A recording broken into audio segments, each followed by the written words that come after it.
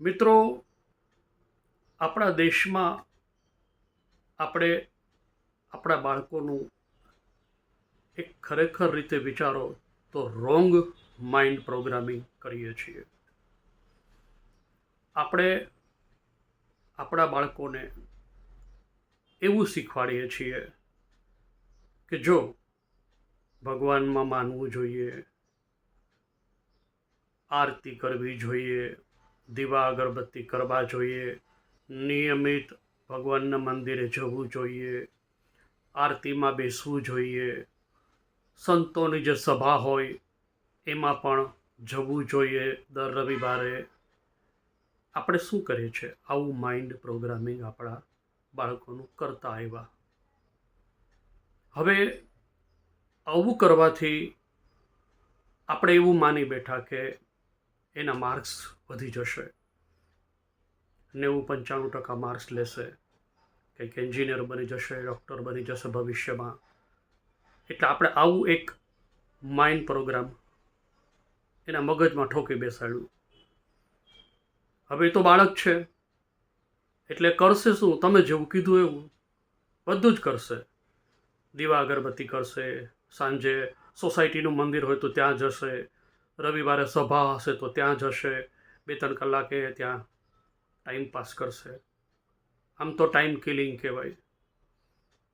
હવે જે કરવાનું છે એ આપણે એને ન કીધું કે બેટા, કોઈ પણ પ્રવૃત્તિ પહેલાં તારે ભણવામાં ધ્યાન રાખવું પડશે, તારે ટાઈમ ટુ ટાઈમ સ્કૂલે જવું પડશે, વહેલું ઉઠીને સ્કૂલ માટે તૈયાર થવાનું છે, તારી બુક્સ, તારું દફતર તારે તૈયાર કરી લેવાનું આગલી રાતે, અને સવારે સ્કૂલમાં ટાઈમ ટુ ટાઈમ પહોંચવાનું છે. રજાઓ નથી પાડવાની, ચાહે કોઈ પણ પ્રસંગ હોય. તારે સ્કૂલે ગયા પછી સ્કૂલમાં ટીચર શું કહે છે એના ઉપર ફોકસ કરવાનું છે, એના ઉપર ધ્યાન આપવાનું છે. બીજી કોઈ પણ પ્રવૃત્તિ તું નહીં કર તો ચાલશે, પણ તારે ભણવામાં ધ્યાન રાખવાનું છે. કારણ કે only education can change your life. કોઈ પ્રવૃત્તિ તું તારે ન કર, પણ આ તારે કરવાનું છે, કરવાનું છે ને કરવાનું છે. હવે પ્રોગ્રામિંગ માઇન્ડનું આ કરવાનું હતું કે ભાઈ તું ભણવામાં ધ્યાન આપ, ઇતર પ્રવૃત્તિઓમાં નહીં. કારણ કે ઇતર પ્રવૃત્તિઓ, આવી આધ્યાત્મિક એક્ટિવિટી કરવાથી છોકરાઓના માર્ક્સ નહીં વધે. એને જે બુક્સ છે એમાં શું છે એ આવડવું જોઈએ. એને ગીતાના શ્લોક ભલે ન આવડે, પણ એને મેથ્સના દાખલા જે સ્કૂલમાં ભણાવે એ આવડવા જોઈએ. જો સાયન્સમાં હોય તો એને ફિઝિક્સ, કેમેસ્ટ્રી, બાયોલોજી એ આવડવું જોશે. એના સૂત્રો એને યાદ રાખવાના છે. એને ભલે કોઈ શ્લોક બીજા ન આવડે, એને હનુમાન ચાલીસા ભલે ન આવડે બોલતા, એને ગીતાના કોઈ શ્લોક ભલે ન આવડે, એને ઇક્વેશન સાયન્સના જે છે આવડવા જોશે. કોમર્સમાં હોય તો સ્ટેટિસ્ટિક એને આવડવું જોશે, એને ગણિતના દાખલા આવડવા જોશે. લેંગ્વેજમાં એને ઇંગ્લિશ બોલતા શીખવું પડશે, ઇંગ્લિશ લેંગ્વેજ શીખવી પડશે, હિન્દી રાષ્ટ્રભાષા શીખવી પડશે. ગુજરાતી તો માતૃભાષા છે, એ તો આવડે જ છે. પણ આવું કરવું પડશે તો અને તો જ તમારું બાળક કંઈક ટોપર્સ બનશે. એને જરૂરી છે એવું વાતાવરણ, એજ્યુકેશનલ વાતાવરણ આપો. આધ્યાત્મિક વાતાવરણની જરૂર નથી. તમારે એને સાધુ બનાવવું હોય તો અલગ વાત છે, તો પહેલેથી જ ભગવા વસ્ત્ર પહેરાવી દો.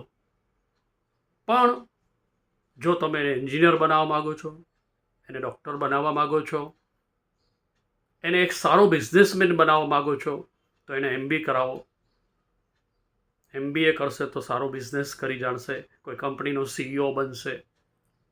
પણ તમે એને જો આવી આધ્યાત્મિક પ્રવૃત્તિઓની પાછળ કે રવાડે ચડાવશો નવરાત્રિ, ગણપતિ, આ બધામાં એનો ટાઈમ બગડે છે.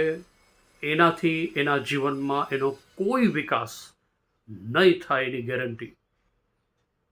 એનો વિકાસ એના એજ્યુકેશનથી થશે અને એમાં 100% ટાઈમ વાલીઓ પણ આપો.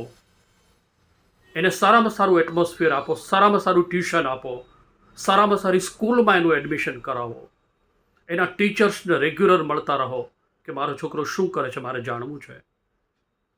તમે તમારા છોકરાને બેસીને પૂછો, બેટા તને શું આવડે છે, તને શું નથી આવડતું, તારા કયા વિષય નબળા છે, ચાલ હું તને એનું પર્સનલ ટ્યુશન કરાવી દઉં.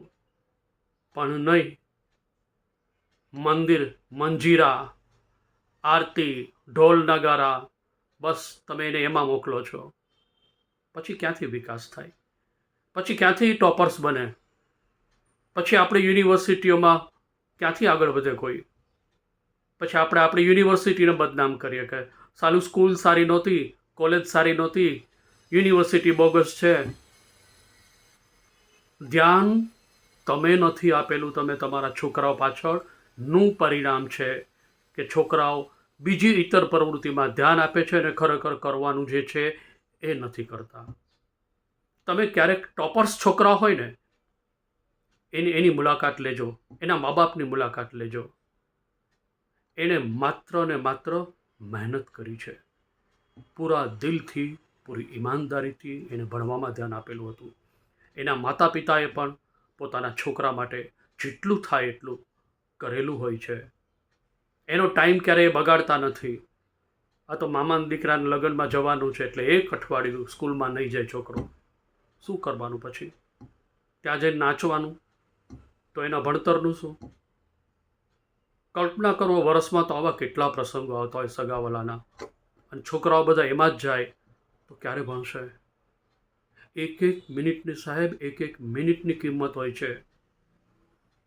તમારો છોકરો 10થમાં હોય, તમારો છોકરો 12થમાં હોય, સાયન્સના સબ્જેક્ટ રાખેલા હોય અને તમે એને લગ્નમાં મોકલો, અઠવાડિયું 10 દિવસે લગ્નમાં જાય. મેં સાહેબ એવા કેટલાય છોકરાઓ જોયા છે જે આવા દરેકે દરેક પ્રસંગમાં સગાવાલાને ત્યાં જાય અને જાય જ. અને મા બાપે આગ્રહ રાખે કે તારે તો આવવાનું છો બેટા, મામાના છોકરાનું લગ્ન છે. પછી એવા છોકરાઓને આજની તારીખમાં પણ નોકરી નથી મળી. આફ્ટર ગ્રેજ્યુએશન એન્જિનિયર થઈ ગયા પછી એની પાસે જોબ નથી, જોબલેસ છે લોકો. એનું કારણ એણે આવો ટાઈમ બગાડેલો, પોતાના જીવનનો કિંમતી સમય એણે આવી બધી એક્ટિવિટીમાં બગાડેલો હતો. નહીંતર આ છોકરાઓ પણ કંઈક કરીને દેખાડત. પણ તમે એનો માથેરીને ટાઈમ બગાડ્યો હતો. જો તમે તમારા છોકરાને ખરેખર સારું એજ્યુકેશન આપવા માગતા હો તો એને આવી જે બધી ઇતર પ્રવૃત્તિઓ છે ને એનાથી દૂર રાખજો.